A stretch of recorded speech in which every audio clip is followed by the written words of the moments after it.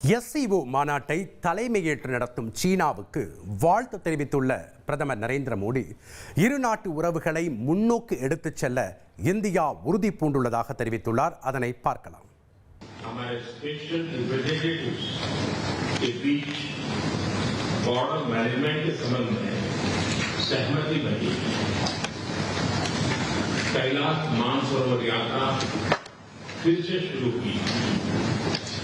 दोनों देशों के बीच डायरेक्ट फ्लाइट भी फिर से शुरू की जा रही है। हमारे सहयोग से दोनों देशों के 2.8 बिलियन लोगों के हित जुड़े हुए हैं। इससे இது குறித்த கூடுதல் தகவலை செய்தியாளர் ரமேஷ்குமார் வழங்கிட நாம் கேட்கலாம். வணக்கம் ரமேஷ்குமார். சீனா சென்றுள்ள பாரத பிரதமர் திரு நரேந்திர மோடி என்னென்ன விஷயங்கள் எல்லாம் குறிப்பிட்டு பேசியிருக்கிறார்? விவரங்களை பதிவு பண்ணுங்க.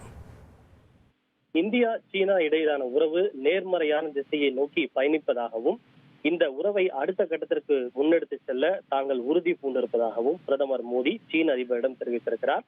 ஷாங்காய் ஒத்துழைப்பு மாநாட்டில் பங்கேற்பதற்காக தியான்ஜான் சென்றுள்ள பிரதமர் மோடி மாநாடு துவங்குவதற்கு முன்பாக சீன அதிபர் ஜி ஜின்பிங்குடன் இருதரப்பு உறவுகள் தொடர்பாக தனிப்பட்ட முறையில் சந்தித்து பேச்சுவார்த்தை நடத்தினார். அப்போது பேசிய பிரதமர் மோடி இந்த ஷாங்காய் ஒத்துழைப்பு அமைப்பின் மாநாட்டை தலைமையேற்று நடத்துவதற்கு சீனாவுக்கு வாழ்த்து தெரிவிப்பதாகவும் தன்னை சீனாவுக்கு அழைத்ததற்கு நன்றி தெரிவித்ததோடு இன்றைய கூட்டத்திற்கும் தான் நன்றி தெரிவித்ததாக குறிப்பிட்டார்.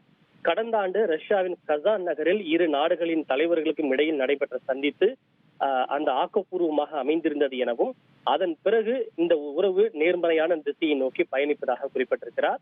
இந்திய சீன எல்லை பகுதியில் அமைதியும் ஸ்திரத்தன்மையும் நிலவுகிறது.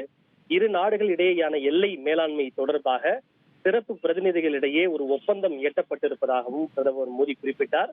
அதன் தொடர்ச்சியாக இந்தியா மற்றும் சீனா இடையே கைலாஷ் மான்சரோவர் யாத்திரை துவங்கி இருப்பதாகவும் இரு நாடுகளிடையே நேரடி விமான போக்குவரத்து சேவையும் துவங்கி இருப்பதாகவும் பிரதமர் மோடி குறிப்பிட்டார்.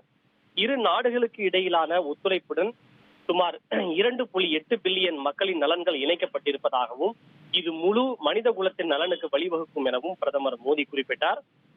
பரஸ்பர நம்பிக்கை, மரியாதை, உணர்திறன் ஆகியவற்றின் அடிப்படையில் இரு நாட்டு உறவுகளை முன்னெடுத்து செல்ல நாங்கள் உறுதி பூண்டிருப்பதாகவும் சீன அதிபர் ஜி ஜின்பிங்கிடம் பிரதமர் மோடி குறிப்பிட்டார்.